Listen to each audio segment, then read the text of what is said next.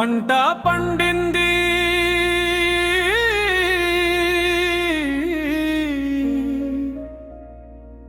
కాని రైతు బతుకు ఎందుకు పండలేదు?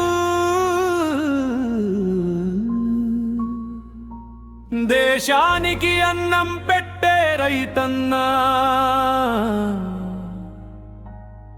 తన కష్టానికి గిట్టుబాటు ధర కోసం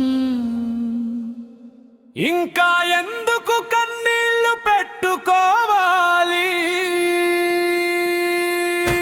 పంట పండింది రైతు బతుకు పండలేదే,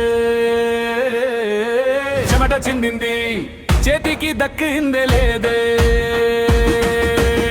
మట్టిని నమ్మి విత్తనం వేసిన రైతన్నా నీ కష్టానికి గిట్టుబాటు ధర ఎక్కడన్నా? రైతన్నా ఓ రైతన్నా నీ చెమట చుక్కే మానవన్నా, నువ్వు బతికితేనే దేశం బతుకుతుందన్నా. నీ కష్టానికి న్యాయం ఎప్పుడొస్తుందన్నా?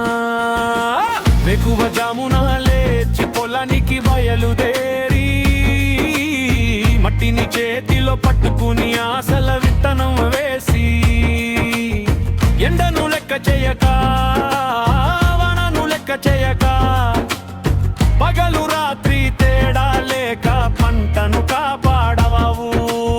విత్తనం కొన్నావు, అప్పు చేసి కొన్నావు, ఎరువులు తెచ్చావు, అప్పు చేసి తెచ్చావు. నీళ్ల కోసం ఎదురు చూసి ఆకాశం వైపు చూసి ప్రతి మొక్కలో నీ ప్రాణం పెట్టి పెంచావు రైతన్నా. పంట పండింది రైతు బతుకు పండలేదే,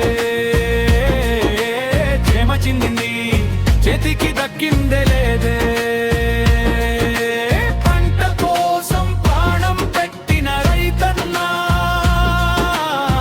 ధర కోసం మార్కెట్లో ఎందుకు నిలబడాలన్నా? రైతన్నా రైతన్నా నీ కష్టం ఎవరికన్నా? నీ కన్నీరు కనిపించదా? నీ చెమటకు విలువ లేదా? పచ్చని పైరు చూసి గుండెలో నవ్వొచ్చింది, ఈసారి నా కష్టం తీరుతుందేమో అనుకున్నావు. పంటను కోసి బస్తాల్లో నింపి ఆశలని మూటగట్టి మా చెట్టుకి తీసుకొచ్చావు. కానీ అక్కడ ధర చూసి గుండె ఒక్కసారిగా ఆగింది.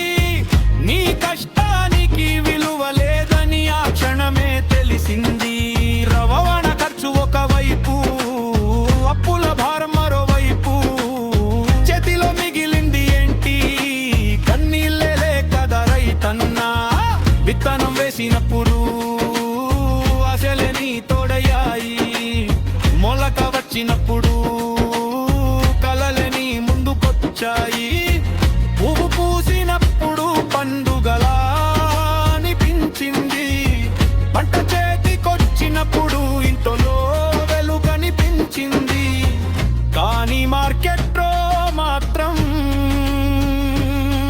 నీ ఆశకు ధర లేకపోయింది, నీ చెమటకు విలువ లేకపోయింది.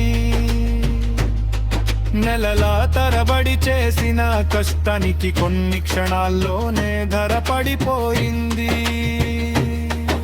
నా పంటకు ధర ఎవరు రందయిస్తారు? నా చెమటకు విలువ ఎవరు చెబుతారు? దేశానికి అన్నం పెట్టే నా చేతికి న్యాయం ఎప్పుడు దొరుకుతుంది? పంట పండాలి, రైతు నవ్వాలి, రైతు బతకాలి, దేశం బతకాలి, చెమట చిందించే